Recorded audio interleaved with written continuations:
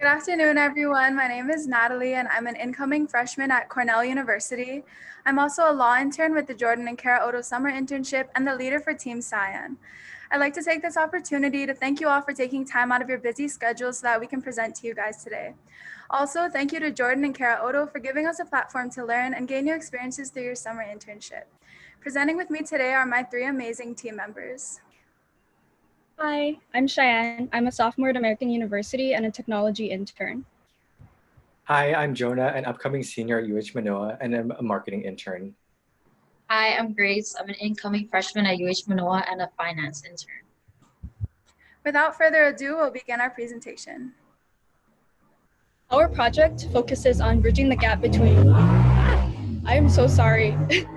We're focused on bridging the gap between Hawaii's communities and the nonprofit organizations that serve them. With our project, Malama no Kalahui, or Caring for the Community, we have three main goals. So in order to bridge the gap, we first want to collect data that accurately reflects the needs of Hawaii's low-income communities. Second, we plan to share the collected data with nonprofits so that they can better serve the public and Hawaii's communities. And third, as a product, we want to create a website that matches people in the public and Hawaii's communities to nonprofits so that they can meet their needs and interests. Our vision. Our vision is simple and it can be summarized with 3 words: collect, compile, and convey. We collect data, compile it together, and then convey it to our communities.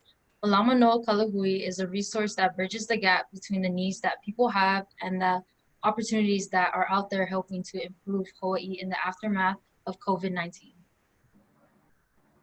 So in the beginning of our project, we knew we had to collect data. Rather than assuming the needs of communities or focusing on reports gathered by other entities, we decided to conduct our own research. We gathered intel from organizations like the YMCA and the National Center for Charitable Statistics, conducted phone calls with nonprofits in Hawaii during COVID-19, and set out a completely anonymous survey that allowed us to determine if our project's plans of action would be well received by Hawaii's communities. As our team conducted research, spoke with nonprofits on the phone, and began to receive our survey results, we realized that many immediate issues caused by COVID-19 could be alleviated by an existing nonprofit in Hawaii. We didn't come across any integrated methods that connected the public to various local COVID-19 resources, and there also wasn't a place with organized volunteer needs. This disconnect between the public and nonprofits prompted our team to find a solution to truly bridge this disparity. So during our research, we determined that nonprofits are the building blocks of democracy. They allow people to come together and solve problems which promote civic engagement.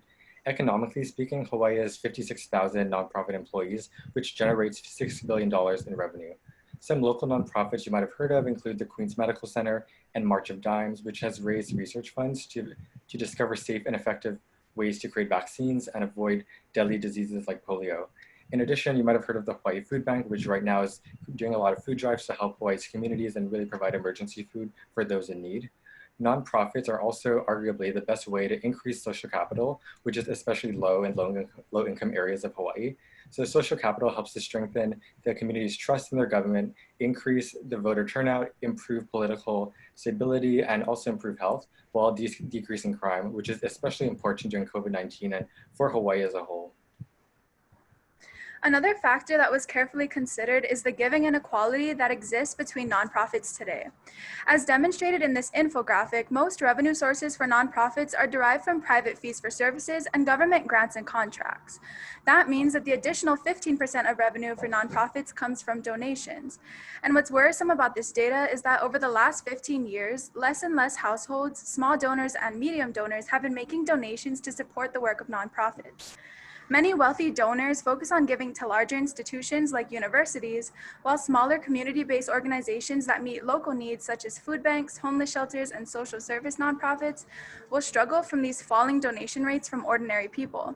This inequality will only increase as a result of COVID-19.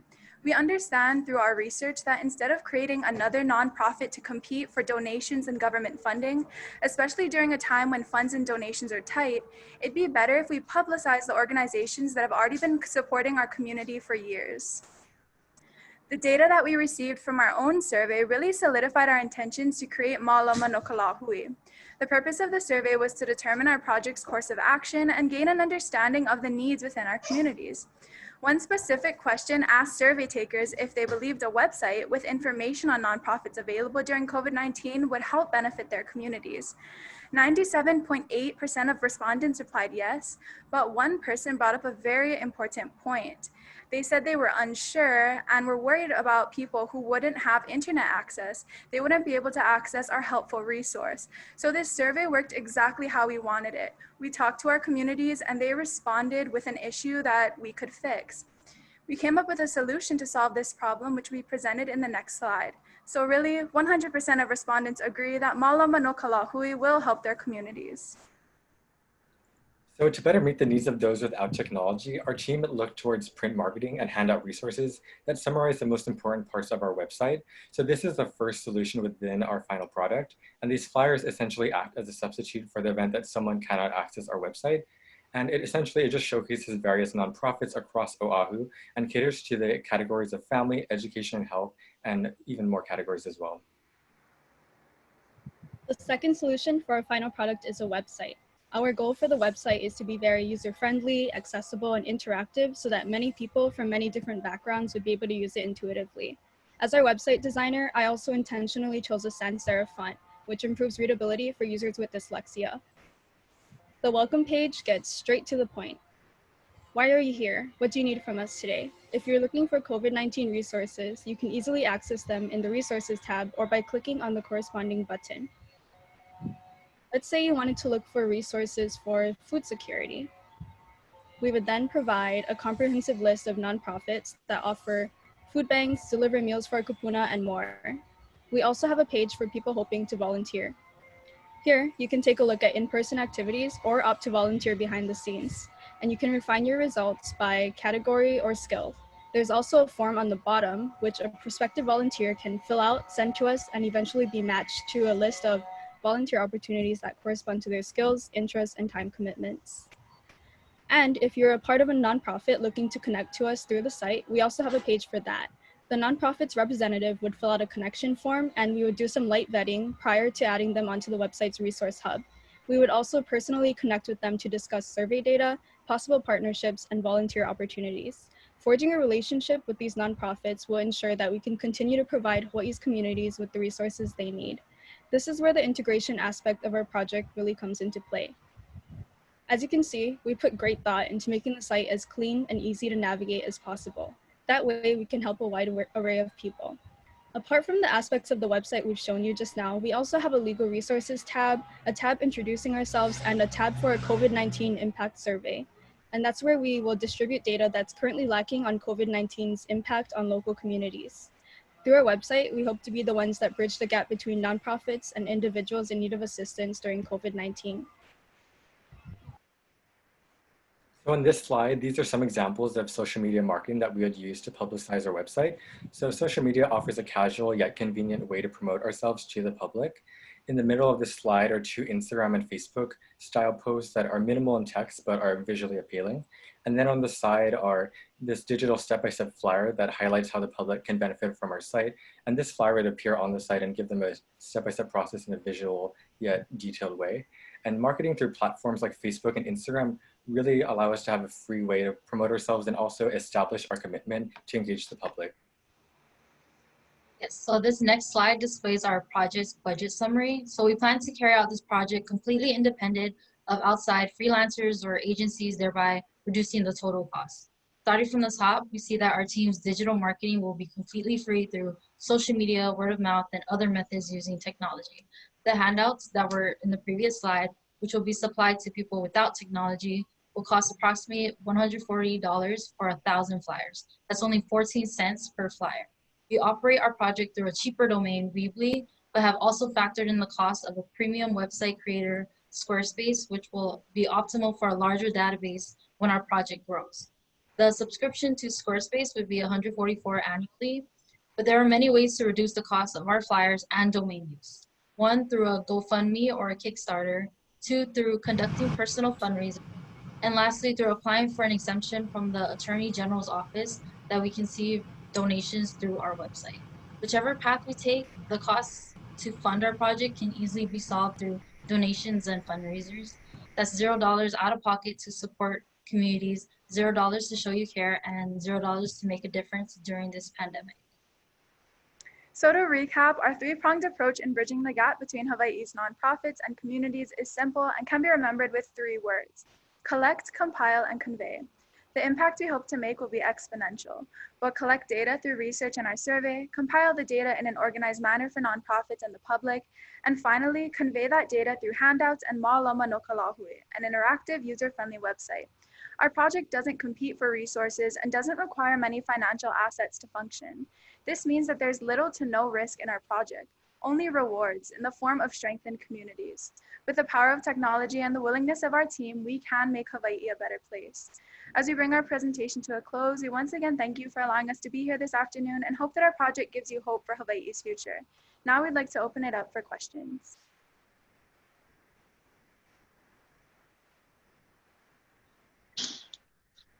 This is Chris, and great presentation. And I think it's a great idea. I think the fact that you're not trying to invent services that already exist, but really just connect people to them is fabulous. I'm wondering if you're familiar with Aloha United Way's 211 service, and if you've got thoughts about how your service will be different and better than what they're doing. And I think there are some elements that are different, but I wondered if you've studied them as a comparable service.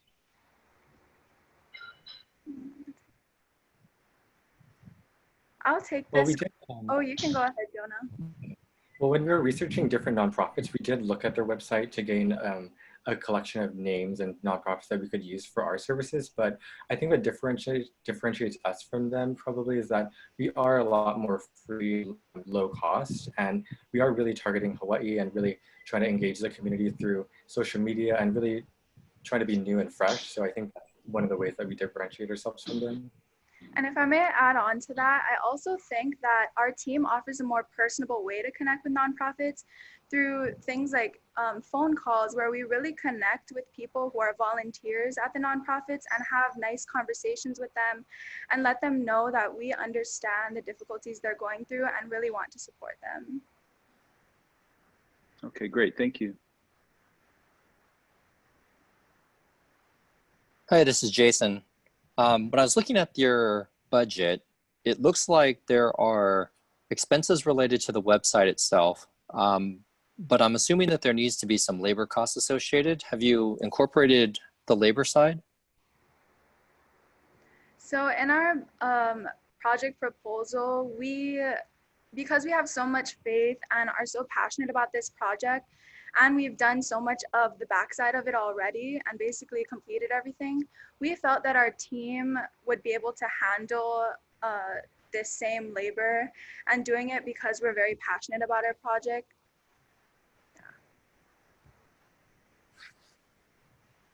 Okay, thank you. Hi, this is Jackie. I was going to ask you the same thing, similar. If you're collecting data and you're reviewing the data that you're collecting and you're making recommendations and changes along the way, if you're relying solely on volunteerism, do you think that's a sustainable model? Well, I think volunteering is potentially sustainable, but of course, sometimes people will fluctuate their commitment here and there. But we also are offering resources that people who might need resources for education, food accessibility, or team links them up to nonprofits. So, but we also have outlets for people who are in need to get help. So of course, volunteering will fluctuate over time, but through our efforts and our marketing, we will do our best to sustain that. And if it ever did come to a low, we would still offer our services of offering our time to help those in need who need these nonprofits in their lives. So I think we do have a good shot at that.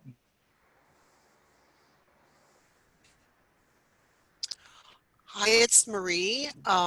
Great presentation, and holy smoke, it does look like the website is done.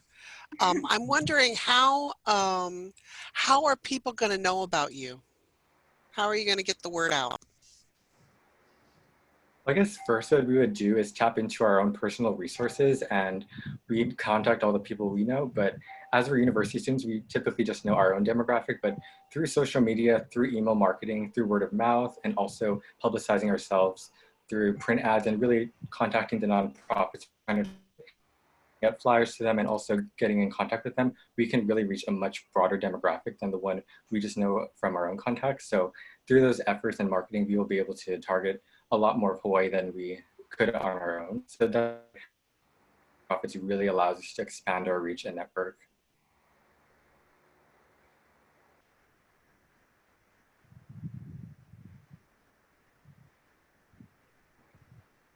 Hi, this is Jackie again. I have just a quick one.